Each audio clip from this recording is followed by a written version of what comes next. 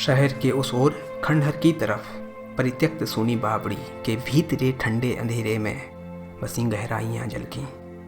सीढ़ियाँ डूबी अनेकों उस पुराने घिरे पानी में। समझ में आ ना सकता हो कि जैसे बात का आधार लेकिन बात गहरी हो।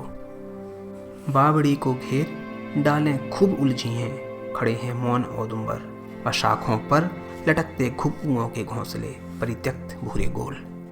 विगत शतपुण्य का आभास जंगली हरी कच्ची गंध में बसकर हवा में तैर बनता है गहन संदेह। अनजानी किसी बीती हुई उस रिश्ता का जो कि दिल में एक खटके सी लगी रहती। बावड़ी की इन मुडेरों पर मनोहर हरी कोहनी टेक बैठी है टगर ले पुष्प तारे श्वेत। उसके पास लाल फूलों का लहकता झोर मेरी वह कन्हेर, वह बुलाती एक खतरे की तरफ जिस ओर अंधियारा खुला मुँह बावड़ी का शून्य अंबर ताकता है। बावड़ी की उन घनी गहराइयों में शून्य ब्रह्म राक्षस एक बैठा है। वह भीतर से उमड़ती गूंज की भी गूंज, बड़बड़ाहट शब्द पागल से गहन अनुमानिता, तन की मलिनता दूर करने के लिए प्रतिपल, पाप छाया दूर करने के लिए दिन रात स्वच्छ करने ब्रह्म राक्षस घिस रहा है देह। हाथ के पंजे बराबर, बाँह छाती मुँह छपाछप खूब करते साफ, फिर भी मैल। और होंठों से अनोखा स्रोत, कोई क्रुद्ध मंत्रोच्चार अथवा शुद्ध संस्कृत गालियों का ज्वार। मस्तक की लकीरें बुन रही आलोचनाओं के चमकते तार, उस अखंड स्नान का पागल प्रवाह, प्राण में संवेदना है स्याह। किंतु गहरी बावड़ी की भीतरी दीवार पर तिरछी गिरी रविरश्मि के उड़ते हुए परमाणु जब तल तक पहुंचते हैं कभी, तब ब्रह्म राक्षस समझता है सूर्य ने झुककर नमस्ते कर दिया। पथ भूल कर जब चांदनी की किरण टकराए कहीं दीवार पर, तब ब्रह्म राक्षस समझता है वंदना की चांदनी ने ज्ञान गुरु माना उसे। अति प्रफुल्लित कंटकित तन मन वही करता रहा अनुभव कि नभ ने भी विनत हो मान ली है श्रेष्ठता उसकी।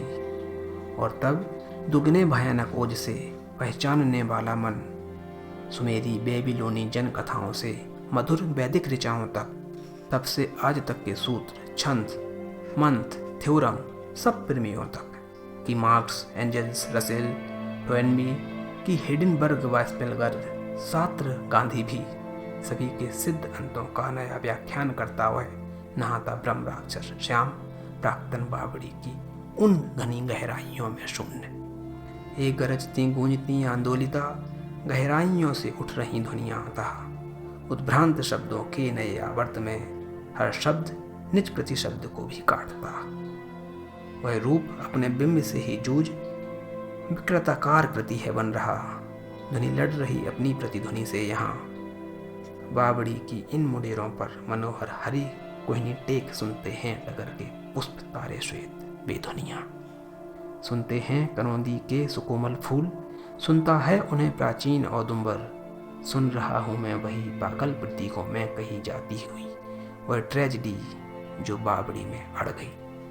खूब ऊंचा एक जीना सांभला, उसकी अंधेरी सीढ़ियाँ पे एक आभ्यंतर निराले लोक की, एक चढ़ना और उतरना, पुनः चढ़ना और लुढ़कना। मोच पैरों में व छाती पर अनेकों घाव, बुरे अच्छे बीच के संघर्ष से भी उग्रतर, अच्छे व उससे अधिक अच्छे बीच का संघर्ष। गहन किंचित सफलता, अति भव्य असफलता, अतिरेकवादी पूर्णता की ये व्यथाएं बहुत प्यारी हैं। ज्यामितिक संगति गणित की दृष्टि से कृत भव्य नैतिक मान, आत्मचेतन सूक्ष्म नैतिक भान, अतिरेकवादी पूर्णता की तुष्टि करना कब रहा आसान। मानवीय अंतर कथाएं बहुत प्यारी हैं। रवि निकलता लाल चिंता की रुधिर सरिता प्रवाहित कर दीवालों पर, उदित होता चंद्र व्रण पर बांध देता श्वेत धौली पट्टियाँ। उद्युग्न भालों पर सितारे आसमानी छोर पर फैले हुए अनगिन दशमलव से दशमलव बिंदुओं के सर्वतः पसरे हुए उलझे गणित मैदान में मारा गया। वह काम आया और वह पसरा पड़ा है। बक्ष बाहें खुली फैली एक शोधक की, व्यक्तित्व वह कोमल स्फटिक प्रासाद सा। प्रासाद में जीना व जीने की अकेली सीढ़ियाँ चढ़ना बहुत मुश्किल रहा। बेभाव संगत, तर्क संगत, कार्य सामंजस्य योजित समीकरणों के गणित की सीढ़ियाँ हम छोड़ दें उसके लिए। उस भाव तर्क व कार्य सामंजस्य योजन शोध में सब पंडितों सब चिंतकों के पास वह गुरु प्राप्त करने के लिए भटका। किंतु युग बदला व आया कीर्ति व्यवसायी। लाभकारी कार्य में से धन व धन में से हृदय मन और धन अभिभूत अंतःकरण में से सत्य की झाई निरंतर चिलचिलाती थी। आत्मचेतस किंतु इस व्यक्तित्व में थी प्राणमय मन। विश्व चेतस बेबनाम महत्ता के चरण में था विषादाकुल मन।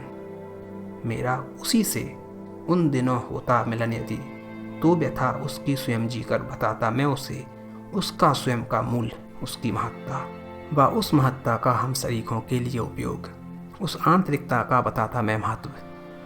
पिस गया वह भीतरी और बाहरी दो कठिन पाटों बीच ऐसी ट्रेजिडी है नीच। बाबड़ी में वह स्वयं पागल प्रतीकों में निरंतर कह रहा वह कोठरी में किस तरह अपना गणित करता रहा और मर गया।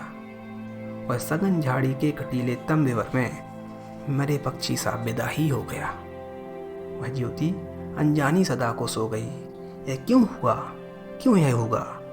मैं ब्रह्म राक्षस का सजल और शिष्य होना चाहता जिससे कि उसका वह अधूरा कार्य उसकी वेदना का स्रोत संगत पूर्ण निष्कर्षों तक पहुंचा सकूं।